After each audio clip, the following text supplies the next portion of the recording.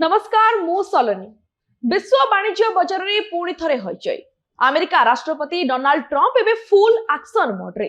Supreme court का झटका परे ट्रंप दबी जिबा परिवर्ते आहुरी आक्रमणात्मक रूप धारण करछंती। जो देश गुड़िक अमेरिकार वाणिज्य सह खेल खेलुथिले सेमानंकु ट्रंप एबे दैछंती खला चैलेंज।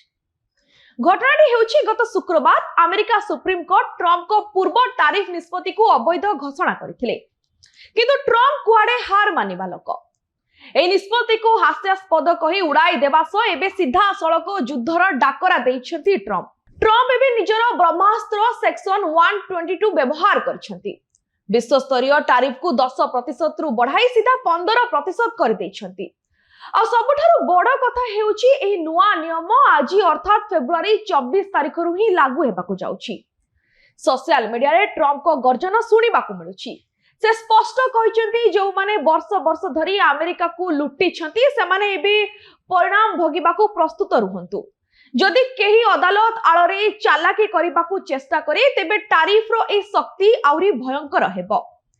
तेबे एठारे प्रश्न उठुची ट्रंप को ए टैरिफ हुंकार विश्व अर्थनीति को केउ मडकु नेबो।